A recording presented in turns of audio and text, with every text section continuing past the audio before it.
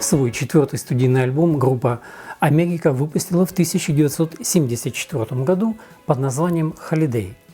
В моей коллекции данный альбом представлен оригиналом, выпущенным в Великобритании. К этому времени группа уже осознанно начала выпускать свои альбомы с названиями, начинающимися с буквы H. Передняя сторона обложки альбома стилизована под ретро-фото в рамке. Для записи своего четвертого альбома Holiday группа вернулась из США в Англию. Holiday – это первый из 6 последовательных альбомов, спродюсированных Джорджем Мартином. Группа искала независимого продюсера. Как вспоминал Дьюи, нам нужен был кто-то, кому мы могли бы доверять свою музыку, желательно тот, на кого мы равнялись, кто-то, кто мог бы помочь нам развить наше звучание и нашу аудиторию. Это был короткий список, и Джордж Мартин возглавил его. И он ответил «да», но сказал, что нам придется вернуться в Англию. Мы сказали «окей». Он провел пару месяцев в Era Studio, и мы сделали альбом Holiday за 13 дней. Джордж говорил, никто так легко не может быть успешным. Но, конечно, он ошибался. На первый взгляд он выглядел чопорным, но он был очень забавным человеком. Я понимаю, почему он был связан с Beatles. Нам нужен был кто-то, кто увел бы нас от звучания «Три парня с акустическими гитарами». И он был частью этой эволюции. И мы подарили ему его первый большой успех со времен Beatles. Сотрудничество группы с Джорджем Мартином продолжилось в работе над 5 студийными альбомами и одной концертной записью. Баннелл рассказывал об этом. У нас были долгие, прекрасные отношения с Джорджем, и все проекты были великолепны. Ему нравилось записываться в разных местах, поэтому мы работали над альбомами на ранчо Карибу в Колорадо, на Гавайях, в Лондоне, Сан-Франциско, в Лос-Анджелесе и на Карибах в Монтсеррате. Это было чудесное время. Мы действительно вспоминаем годы Джорджа Мартина как очень особенные. О Джорже и его невероятном объеме работы так много было сказано и написано. Его работа с Beatles была для нас прекрасным вдохновением. Он действительно здорово помогал нам сосредоточиться и двигаться вперед. У него была твердая рука. Он и его инженер Джефф Эмерик, который также работал над многими альбомами Beatles, накопили большой опыт и знания о звуках студии, и барабанов, и о том, как их получить. А затем в процессе аранжировки Джордж стал еще одним элементом. И прежде всего у него были оркестровки, которые мы стали использовать гораздо чаще. Он писал прекрасные произведения для определенных песен. Джордж делал этот процесс удивительно увлекательным, и у нас с ним была замечательная история. Баннелл также вспоминал, Джордж сам был музыкантом, игравшим на корнете и клавесине. Он собрал воедино все, что касалось нашей музыки, стабилизировал ее и обеспечил рабочую среду в тот момент, который больше всего подходил для того, куда нам нужно было двигаться. Мы были слишком разбросаны и нуждались в небольшой дисциплине. Под руководством Мартина стиль альбома существенно отличался от первых 3 альбомов трио «Америка», поскольку он усилил акустическое звучание Америки струнными и духовыми инструментами.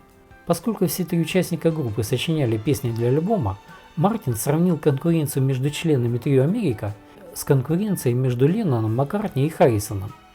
Песни каждого участника были хорошо представлены на альбоме, а Мартин сделал все окончательные аранжировки. В своем обзоре на AllMusic музыкальный критик написал, что этот альбом в целом подтвердил, что группа определенно снова показала свой истинный потенциал. И это отчасти стало результатом того, что авторство песен альбома разделено было относительно поровну между Баннеллом, Бекли и Пиком, что очевидно при прослушивании. Возросшее присутствие работ Бекли и Пика делает этот альбом более поп-альбомом, что делает этот альбом более разнообразным и интересным. Здесь вы можете услышать фирменные гармонии Beatles на всем протяжении этого альбома. Джерри, Дьюи и Дэн даже стараются подражать произношению и манерам Beatles во время пения. Некоторые фанаты группы называют этот альбом американизированным неофициальным альбомом Beatles. Holiday был дебютной записью давнего барабанщика Америки Вилли Ликокса, которого мы видим в машине на фотографии к обложке этого альбома. Альбом Holiday открывается коротким инструментальным треком «Миниатюра», похожим на саундтрек к фильму. Это утонченное произведение с хорошей оркестровкой, которая нарастает по мере развития трека и как бы приглашает слушателя в пасторальный пейзаж. Второй трек альбома, песня Tin Man, была написана Баннеллом. Она содержит великолепные джазовые аккорды, хорошую партию баса и отличный вокал Баннелла. Песня демонстрирует мастерство Мартина в технике продюсирования и содержит приятное добавление фортепианной фразы в финале. Это создает необходимое настроение для восприятия этой философской пьесы. Баннелл вспоминал: «Tin Man была на самом деле первой песней, которую мы сделали с легендарным продюсером Beatles Джорджем Мартином. Так что она занимает особое место в нашей истории. Кроме того, Джордж сыграл на клавишных в припеве этой песни. Эта песня была частично вдохновлена персонажем из «Волшебника страны Оз». Дэн Пик описал песню Tin Man так: «Легкий поток сознания с акустическим слоем в мажорном септаккорде». Пик рассказывал, что Баннелл фактически умолял парней не записывать эту песню. Но зная Дьюи, парни понимали, что он ожидал их обратной реакции.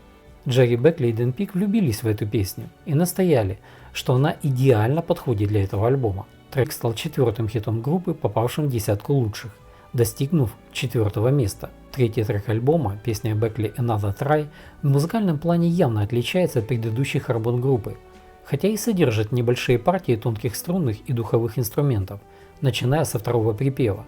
Эта оптимистичная и бодрая фортепианная мелодия контрастирует с текстом песни. Песня напоминает творчество Bee Gees конца 60-х и является отходом от традиционного фолк-рока, которым славилась в то время группа Америка. Далее следует песня Lonely People, которая возвращает слушателя к традиционному акустическому фолку. Эту песню Дэн написал в соавторстве со своей женой Кэтрин в течение нескольких недель после женитьбы Дэна Пика и Кэтрин Мабери. Несмотря на свое название, песня с оптимистической вдохновляющей мелодией и является ободряющей в лирическом плане. Lonely People была написана как оптимистичная песня-ответ на песню Beatles Элеонор Ригби. Песня вошла в десятку лучших в начале 1975 года, став единственной песней Дэна Пика, которая достигла такой высоты в чарте Billboard, заняв 5-е место.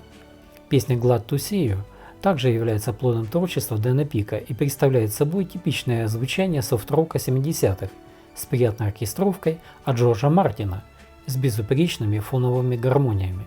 Закрывает первую струну альбома песня Бекли Mad Dog. Она звучит в стиле старых, бодрых английских танцевальных мелодий, и манера исполнения напоминает некоторые песни Пола Маккартни. Это развлекательная песня на тему о том, как много пьют, что делает ее хорошей песней для паба. Вторую сторону альбома открывает трек авторства Баннелла «Голливуд». Это песня с отрывистым ритмом и с простой акустической структурой аккордов, украшенная местами звуковыми эффектами. Продолжая вторую сторону пластинки, песня Бекли «Baby It's Up to You». Она возвращает слушателя к плавным фолк-роковым песням на тему любви. Третья песня на второй стороне – это уже трек You авторства Дэна Пика. Песня по стилю исполнения демонстрирует традиции поп-рока 70-х, и хорошая работа над ней Джорджа Мартина очевидна. Далее следует песня Old Man Took. Это акустическая, мягкая, привлекательная смесь джаза и соула с лирическим содержанием, которое является более зрелым и интроспективным. Следующая песня What Does It Matter своим стилем напоминает британский поп-мюзикл. Закрывает альбом песня Дэна Пика In the Country. Она украшена звоном колоколов и по стилю далека от фолк-рока, а звучит традиционно для поп-рока тех лет.